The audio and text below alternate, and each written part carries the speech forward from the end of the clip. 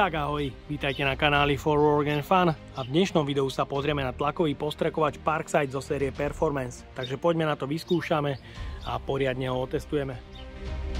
Opruhy pre zavesenie cez ramene hrdzavujúce ocely, už predmontované tesnenie. Ja samozrejme zaiste chválim.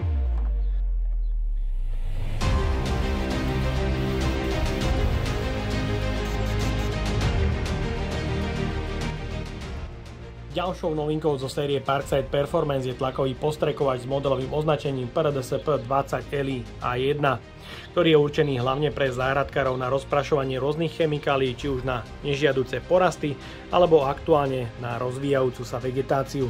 Je to plnohodnotný tlakový postrekovač, ktorý má v balení popruhy pre zavesenie cez ramená.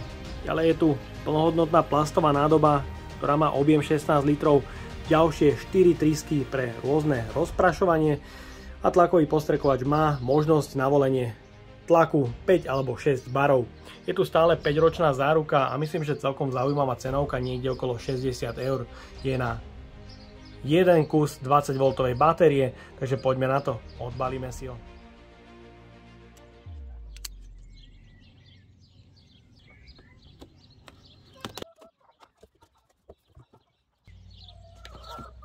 V balení nájdeme užívateľský manuál,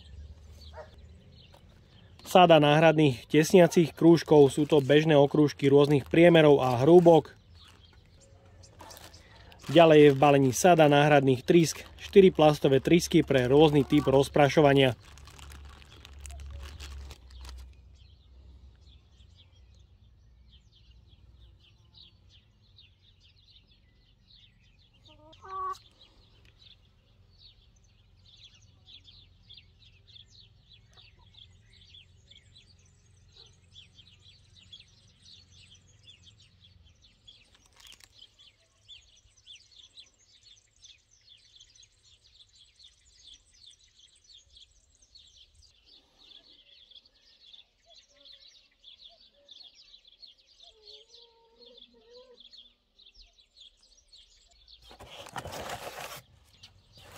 Ďalej v balení nájdeme plnohodnotné popruhy pre zavesenie cez ramena, keďže tlakový postrekovač môže mať celkovú hmotnosť aj do 20 kg. Sú tu kovové háčiky pre zavesenie na plastový kontajner. Ďalej je v balení jedna plastová predĺžovacia trubica. Je tu ďalšia predĺžovacia trubica z nehrdzavujúcej oceli, ktorá má na konci už predmontovanú ďalšiu trysku pre rozprašovanie. A v balení je samotný tlakový postrekovač. Tlakový postrekovač s objemom 16 litrov tekutiny je celkom robustných rozmerov, je vyhotovený z tvrdých plastov a jeho hmotnosť bez náplne je niekde okolo 4 kg. Zhora nájdeme šikovné madlo, ktoré je možnosť uchopenie pre jednoduchší transport, pod ktorým samozrejme nájdeme gumové tesnenie. Pod vekom je sitko pre zachytenie drobných nečistôt a vo vnútri je sacia hadička. Sú tu taktiež otvory pre zavesenie cez popruhy a taktiež praktické háčiky pre zavesenie hadičky. Z jednej strany nájdeme mierku v galónoch a z tej druhej strany je mierka v litroch až do 16 litrov. Je tu taktiež háčik pre zavesenie hadičky. Hadička má dĺžku 124 cm. Je tu páčka, ktorá sa dá samozrejme zaistiť, aby ste neustále nemuseli ten spínač držať. Taktiež je tu ventilček ovzdušnenia a spĺňa to IPX1 krytie. Vzadu je mäkčený povrch, pretože tá hmotnosť môže dosahovať cez 20 kg, takže určite chválim. A z druhej strany nájdeme otvor pre montáž X20 Team batérií.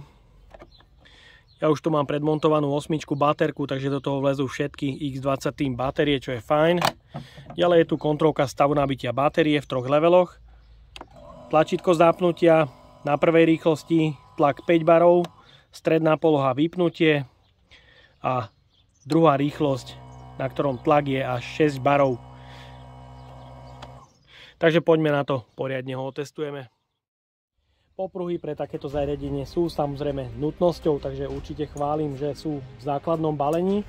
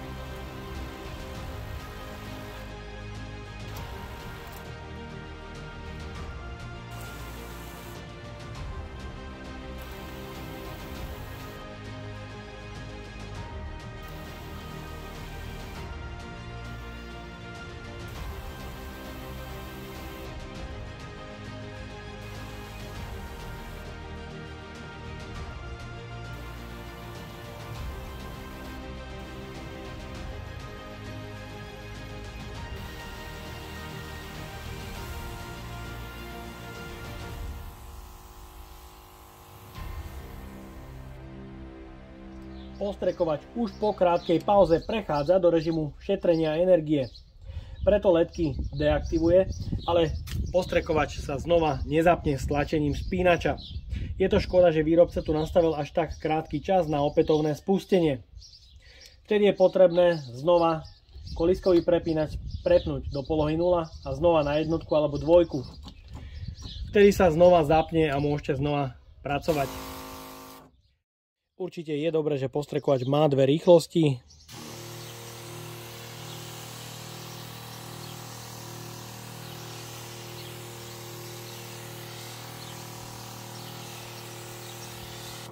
Dokáže to isto ušetriť nejakú tú chémiu. No a druhá rýchlosť.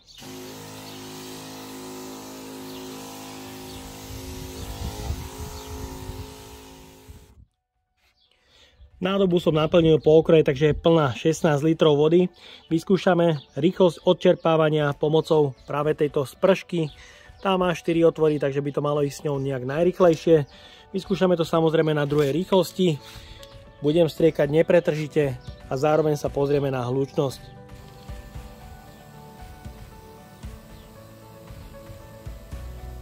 Tá hlučnosť je podľa môjho názoru úžasná.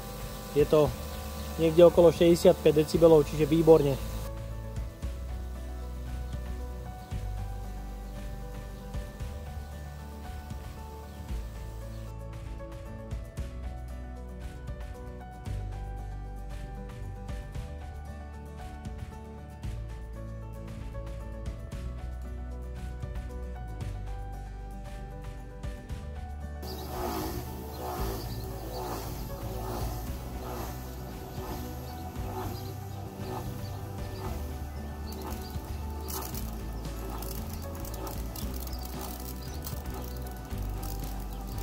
Takže máme tu posledné výstreky a nádoba je prázdna, 16 litrov je minutých.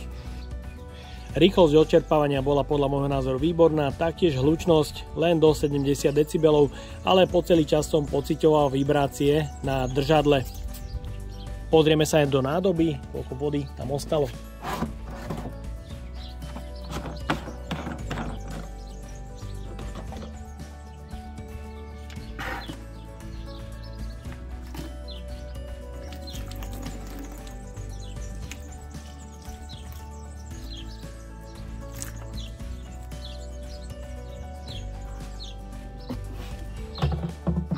Takže to odčerpanie bolo podľa môjho názoru vynikajúce, ostalo tam možno 2 deci tekutiny.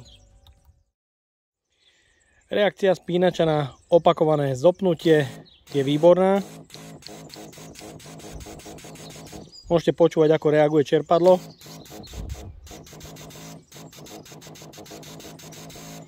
Myslím, že super, veľmi rýchla reakcia. Takže môžete vidieť, znova to nezapína. Musím znova zapnúť spínač na zadku, ale myslím, že aj z takejto polohy je celkom dobre dosiahnutelný. Odzadu dá sa k tomu dostať, nie je to problém.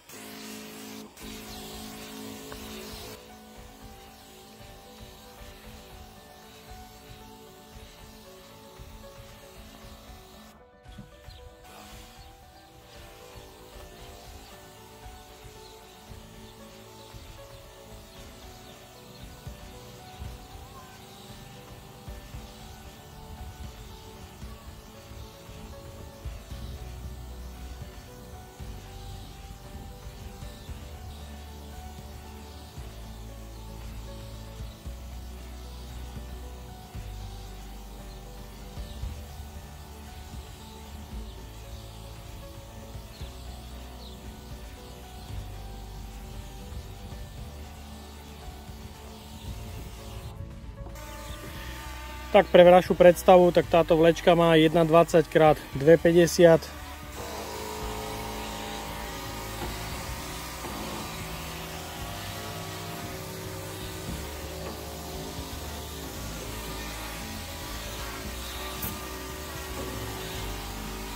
Super, myslím, že veľmi rýchlo, pekne, efektívne to postrekuje. Paráda, paráda.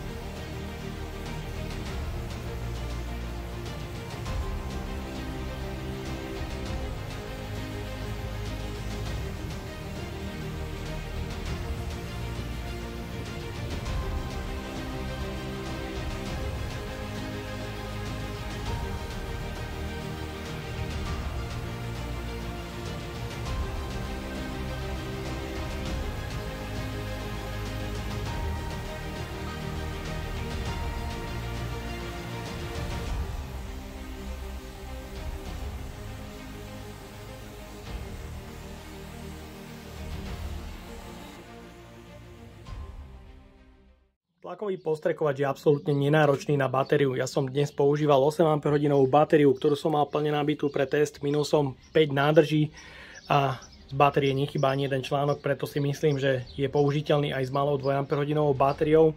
Jeho výkon je dostatočný. Reakcia čerpadla na zopnutie je veľmi rýchla, svižná, funguje naozaj veľmi rýchlo. Odčerpanie jednej nádrže trvá zhruba 7 minút a dokáže ju vyprázdniť takmer úplne do sucha, kde v nádrži ostane zhruba 2, možno 3 deci tekutiny, čo si myslím, že je výborné. Postrekovať sa na pleciach vďaka popruhom nosí vynikajúco. Popruhy sú fajn, ale samozrejme pri naplnení plnej nádrže už musíte rátať s nejakou tou fyzickou záťažou, pretože celková hmotnosť sa šplhá na 20 kg. Takže určite postrekovať super na prvej a druhej rýchlosti. Jediným mínusom na postrekovači sú trošku slabšie plasty, či už spínača alebo príslušenstva.